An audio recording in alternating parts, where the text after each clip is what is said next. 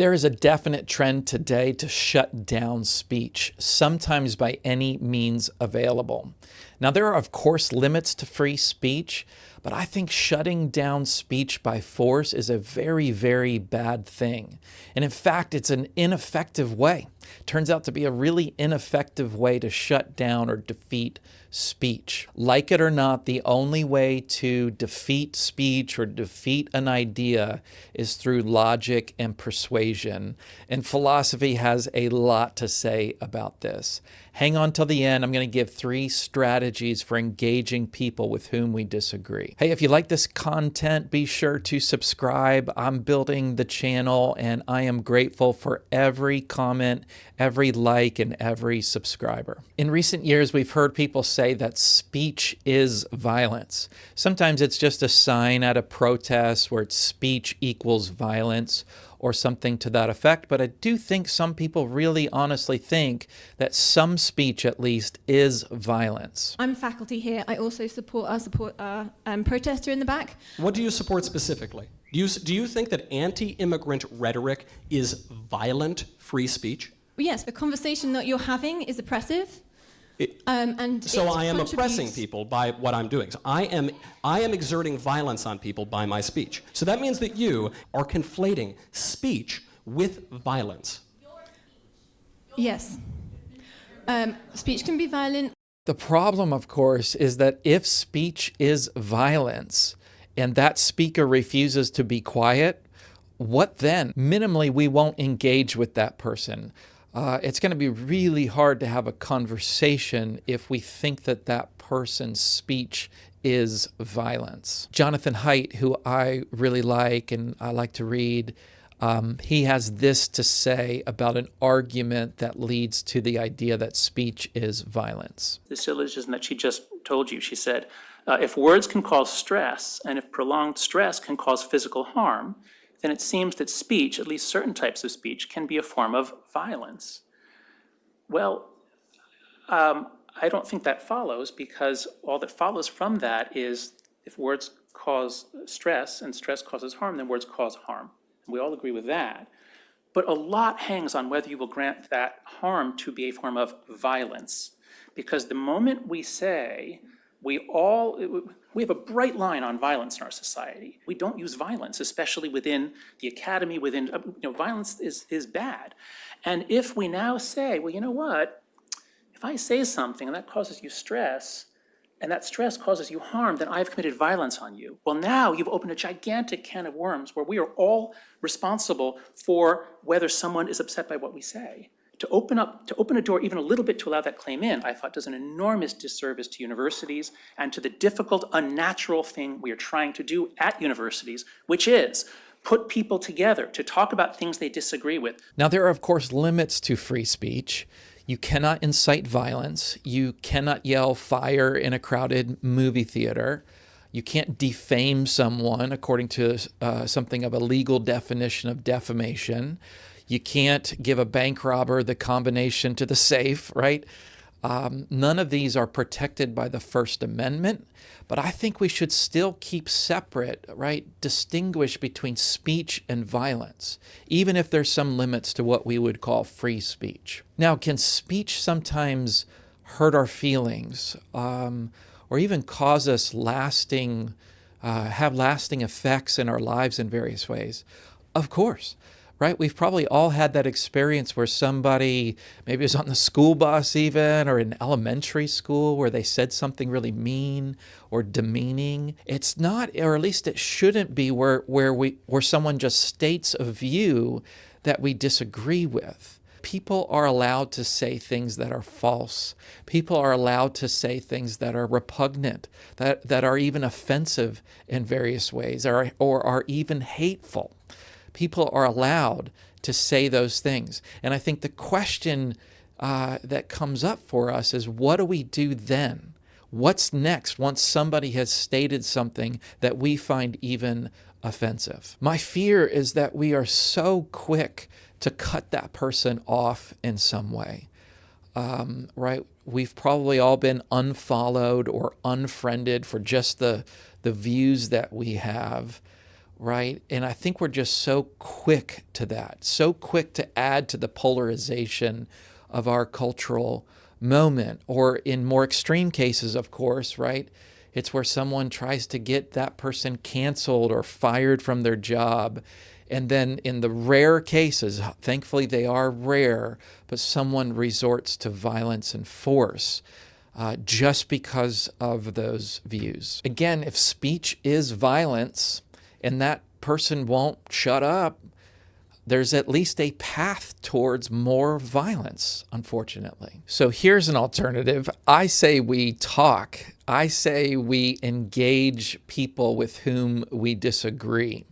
Now, I think there are a lot of reasons to engage, to talk with people, especially those folks with whom we disagree. And I think actually philosophy really shines here. Philosophy has taught me in my life, in my journey, to really carefully understand someone's view, and then to carefully and thoughtfully engage with and evaluate that view. And as it turns out, it can be really fun.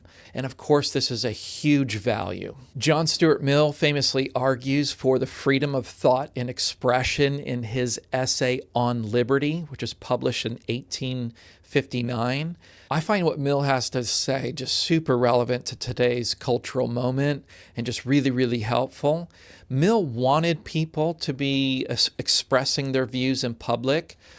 Even the crazies, maybe even especially the crazies, right? He wanted that stuff out in the public.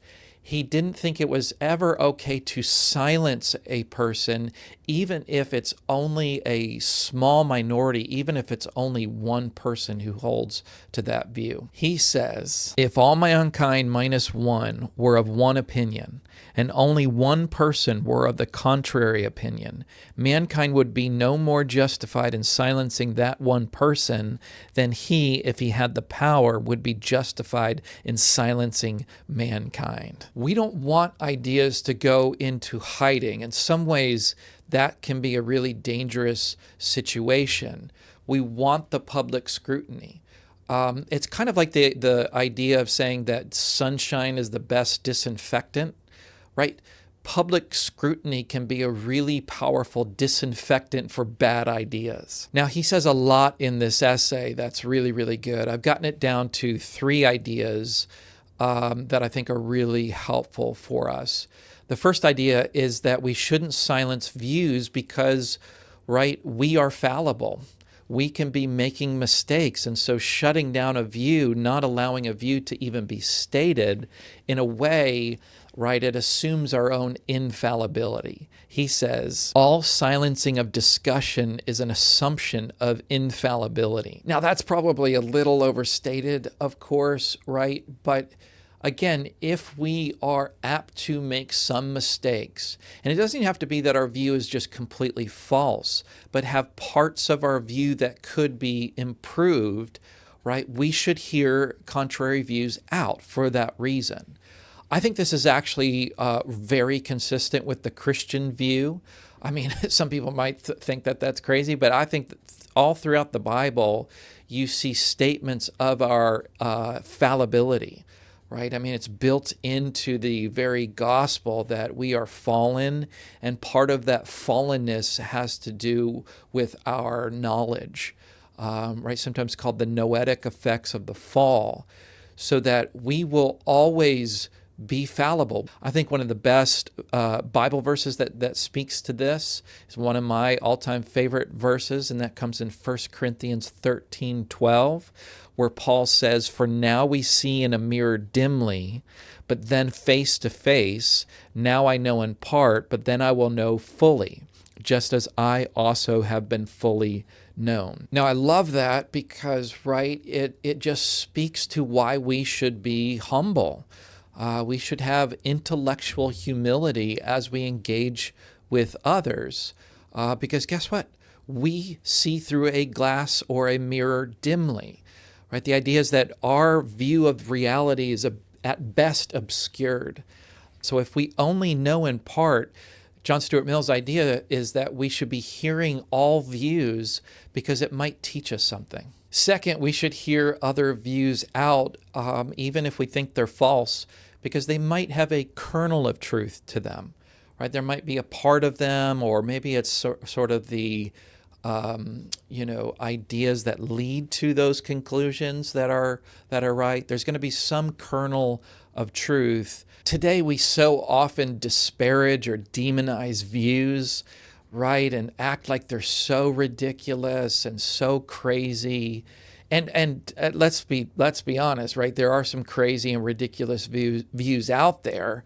But if it's a view that someone genuinely holds to, like they sincerely believe it, it's probably not at least as crazy as we, might originally think. But in order to know that, you're going to have to talk to that person, or at least that's the best way to kind of understand their view and see, is this really as crazy as it sounds? Is to talk to someone about it. And very, very often, at least in my experience, you realize like, okay, I don't hold to that view, but I can kind of see how they got there. And last and final, dialoguing with a view that's false, right? Just so imagine this is a view that's just completely wrong, completely false. He thinks that's a good thing because it helps you hold your view more rationally. Right? He says this: the peculiar evil of silencing the expression of an opinion is that it is robbing the human race. If the opinion is right, they are deprived of the opportunity of exchanging error for truth.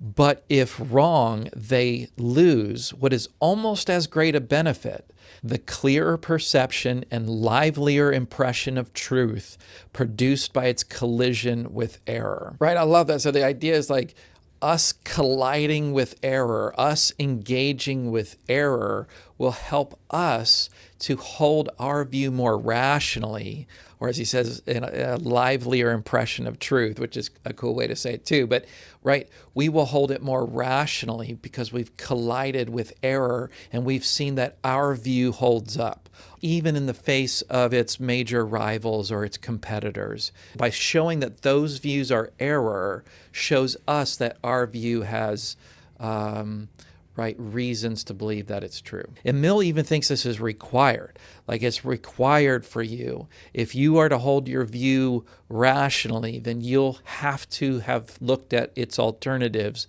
and shown that they are false. He says, he who knows only his own side of the case knows little of that.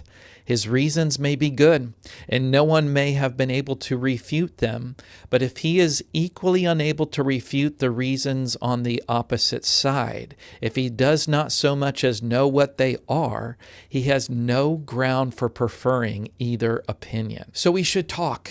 We should engage with people with whom we disagree. It's good for us. It's good for the world. It's a great good to engage, even if that view is, in your mind, false, even if you find it offensive, even if you're really disappointed in that person who holds it, right? Because the question always remains, what are you going to do if that's the case? What then? And I think our only good option is to engage that person who holds that view, even if it's repugnant and offensive and you're really disappointed that they hold it. Now, someone I think who has modeled this well, even though I disagree with lots and lots of his views, is Ezra Klein. He's a very left-leaning person. He's a writer for New York Times Opinion, has a big podcast, YouTube channel. He wrote an article, I think it was actually the day after Charlie Kirk was assassinated, saying that Charlie Kirk did politics the right way. He received a lot of backlash for this, mostly from the left, as he says, mostly from people with whom he agrees, actually. Here's a key passage from that article. You can dislike much of what Kirk believed, and the following statement is still true. Kirk was practicing politics in exactly the right way. He was showing up to campuses and talking with anyone who would talk to him. He was one of the era's most effective practitioners of persuasion. When the left thought its hold on the hearts and minds of college students was nearly absolute, Kirk showed up again and again to break that hold. About a week later, Ezra Klein recorded the following video explaining more of what he had to say there. Last week, Charlie Kirk was murdered. while speaking at Utah Valley University. His murder has shaken me pretty deeply. In the hours after Kirk's murder, trying to process my own shock, my own fear, I wrote a piece about him. In that piece, I said, you can disagree with virtually everything Kirk believed about politics. You can detest some of what he believed about politics and still believe that he was there on that stage, practicing politics the right way. All right, we're going to get started, everybody. You know how it works. Question answer. Showing up to college campuses and trying to persuade people who disagreed with him. We're going to be here for a couple hours. Get comfortable. Bring the best libs that Utah has to offer. I said that I had often wished my own side exhibited more of that spirit, that we went more often to the places where we knew people would disagree with us and talked to them. Treated that disagreement as the beginning of a conversation rather than the end of one. I've published a lot of pieces over the years. I'm not sure I've published any with as polarizing reaction as that one. A lot of people appreciated it, particularly on the right. They felt it saw their friend and their ally more the way they saw him. And there were many people closer to my own politics who were truly infuriated by it. Klein's point, I take it, is that Charlie Kirk was taking his message literally to the streets. He was taking it to the people, to engage with people. It was just speech. He was just talking to people. And of course, it was often spicy and heated at times and so on. But the aim was always to convince people. Probably not always aiming to convince the person he was talking to, because sometimes they were coming from such a very, very different position, and maybe they were, angry about it, and you're not going to be convinced of much when you're angry. But he was putting on display the dialogue for all the crowd that was watching in order to persuade, in order to show why his message was reasonable and why he thought it was true. The point is, that's politics. Charlie Kirk was doing politics through dialogue and persuasion. That's doing it the right way. The wrong way is just to cut people off, to refuse to engage with people or to talk with people. And then the really wrong way to do it is to resort to force and violence. But here's the thing. Charlie Kirk is dead, but he's not silenced. In fact, I think his message, his videos, his organization, right, all of that has been amplified, 10x, maybe 100x. So many more people have heard his message and become his fans even, given what happened, given that his speech, what was attempted was to silence Charlie Kirk, and it's just amplified his message. So we need to talk. We need to engage. We need to have discussions. And again, you might even find that this can be a very enjoyable experience. And even if not enjoyable, you still can learn a lot by engaging with people with whom you disagree. So let me end by giving 3 strategies or tips for talking to people who have very different views from your own.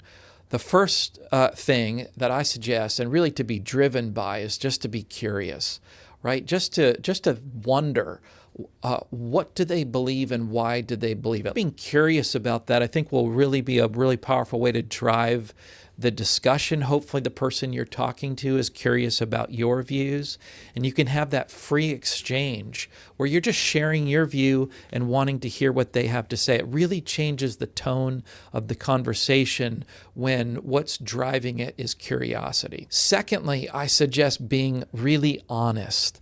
Just be honest about what you don't know, what you don't understand, when sometimes you kind of land in a place where you've said something that you kind of realize isn't quite right. Just be honest about that. I tell my students all the time that it's really powerful to just say, I don't know. That's really disarming. That's really keeps the conversation in a good place. Now, I also always tell my students this, say, when you say, I don't know, just don't throw up your hands and walk away. But, right, always try to continue the conversation sometime later. Use that as an opportunity for what you can go and learn more about and think better about it so that your conversation can continue. You're going to learn so much. They're going to learn. It's going to be a very, very good thing when we say, I don't know, and we keep pursuing. And third, we've really got to be courageous, right? We've got to be courageous for the truth. I like the word steadfast here, intellectual steadfastness, where the idea is that when we've got something figured out, right? And we've all got something figured out. But when we get something figured out, we hang on to that view and we assert or proclaim that view with courage, right? So even if someone disparages us or makes fun of us or yells at us for that view, look, if it's true, we need to be courageous about that. We hang on to that even in the face of difficult challenge. Not to say we just dogmatically hold to it. We consider the challenge and so on. But if you have figured something out, you've kind of seen your way clear on an issue, then I just think we need to be courageous about that. I promise you're going to learn a lot from this. I know I have learned a lot from engaging people with whom I disagree, right? Views that I just thought were crazy. Just go talk to somebody who holds that view and you really, really learn a lot. You may not change your mind, right? And you may not change the mind of the other person, and that's okay. Sometimes you do, and that's a pretty cool thing, right? But the point is that we will hold our views much more thoughtfully and much more rationally. I know in my own Christian journey, it's through questioning it that I've really come to hold it in a much more thoughtful, careful, and rational way. I can give reasons for the hope that's within, right? Because I've questioned that and I've talked to a lot of non-Christians about why they disagree, why they don't hold to these Christian beliefs. And that's helped me so much. I'm just really convinced that the good life is had in the free exchange of ideas, where we are challenging others and we are being challenged by others.